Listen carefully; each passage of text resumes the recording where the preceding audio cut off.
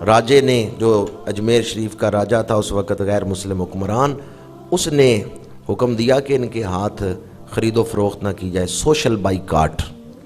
تو شام کا وقت ہوا، خواجہ صاحب کے آستانے پہ چراغ روشن نہیں ہوئے، بجلی تو اس دور میں تھی نہیں، مٹی کے دیے چراغ جلائے جاتے تھے، چراغ روشن نہیں ہوئے۔ تو خواجہ صاحب نے اپنے درویشوں سے پوچھا چراغ کیوں نہیں جلائے؟ انہوں نے کہا جی سارا دن بازار پھرتے رہے ہیں، کسی تاجر نے ہمارے ہاتھوں تیل ہی نہیں فروخت کیا۔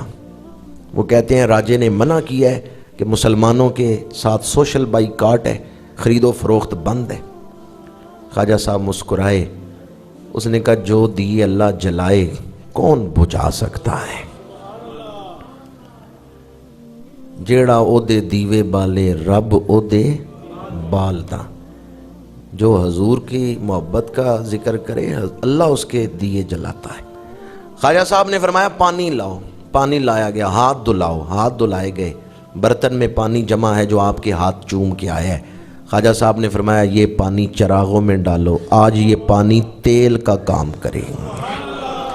پھر وہ پانی چراغوں میں ڈالا گیا ہے، چراغ جلنے لگ گئے۔ علامہ اقبال کی روح تڑپی تو اقبال کہتے ہیں جلا سکتی ہے شمع کشتہ کو موجے نفس ان کی، الہی کیا چھپا ہوتا ہے اہل دل کے سینوں میں۔ ویسے تو دنیا کا قاعدہ ہے کہ جلتی ہوئی شمع کو پھونک ماریں وہ بجھ جاتی ہے، لیکن اہل دل ہیں یہ بجھی ہوئی شمع کو پھونک ماریں وہ جلنے لگ جاتی ہے، بجھے ہوئے چراغ کو پھونک ماریں وہ جلنے لگ جاتا ہے۔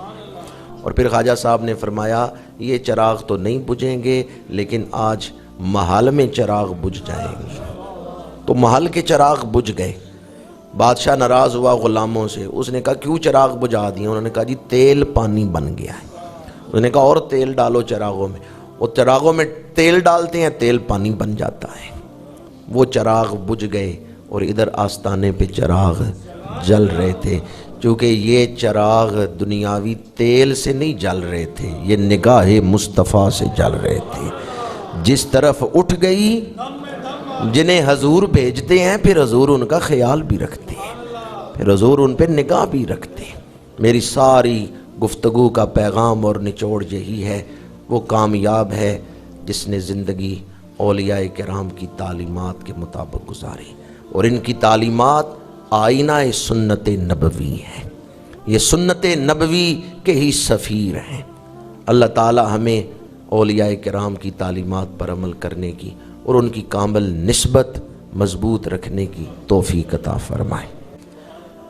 برطانیہ سے ایک صحافی آیا بر صغیر، اس نے مختلف شہروں کی سیاحت کی، واپس جا کے اس نے کتاب لکھی دا پریچنگ آف اسلام۔ اب اس کا اردو میں بھی ترجمہ ہو چکا ہے، دعوت اسلام کے نام پر اس کا ترجمہ ہوا ہے۔ وہ صوبائی حکومت نے، محکمہ اوقاف نے اس کا ترجمہ کروایا ہے۔ پی ڈبلیو آرنلڈ اس میں لکھتا ہے کہ میں نے ہندوستان میں ایک ایسی قبر دیکھی ہے، قبر والا مزار میں لیٹا ہے پر زندہ لوگوں کے دلوں پر حکومت کر رہا ہے۔ یہ اس نے حضرت خواجہ خواجگاں کے بارے میں لکھا ہے۔ کہتے ہیں اجمیر شریف جاؤ تو پتہ چلتا ہے کہ قبر والے بھی زندہ لوگوں کے دلوں پر حکومت کرتے ہیں۔ میں قربان تنا تھی باہو قبر جنا دی جیوے ہو۔ وہ تو غیر مسلم تھا، اس نے اپنے نقطہ نظر سے بات لکھی، لیکن میں اس بات کو کئی دفعہ بیان کر چکا ہوں کہ اگر اللہ کسی کو نظر عطا فرمائے اور وہ شرعی آداب کے ساتھ مزارات اولیاء پر حاضری دے اور اللہ اس کو نظر بھی عطا فرمائے تو ہر شخص یہ دیکھ سکتا ہے اللہ والے اپنی قبروں میں زندہ ہیں۔ سیرت نبوی صلی اللہ علیہ وآلہ وسلم کی خدمت کے حوالے سے، فروغ محبت رسول کے حوالے سے جامعہ صفت المدینہ میں بزم فروغ سیرت کے زیر اہتمام شہر کی کسی ایک مسجد میں ہر مہینے درس سیرت کا اہتمام ہوتا ہے۔ تو اس مہینے 21 مارچ بروز جمعرات بعد از نماز عشاء جامعہ مسجد نور محمدی گلی توراں والی محلہ نیو مسلم آباد میں محفل سیرت پاک منعقد ہو رہی ہے۔ اس میں عنوان ہے عزم و ہمت، مجھ ناچیز کا بیان ہے، شرکت فرما کر خدمت سیرت نبوی کا شرف حاصل کریں۔ اللہ تعالی حضور کی سیرت پاک کے خدمت گزاروں میں ہمیں بھی شامل فرمائے۔ کی محمد سے وفا تو نے تو ہم تیرے ہیں، یہ جہاں چیز ہے کیا لوح و قلم تیرے ہیں، وما علینا الا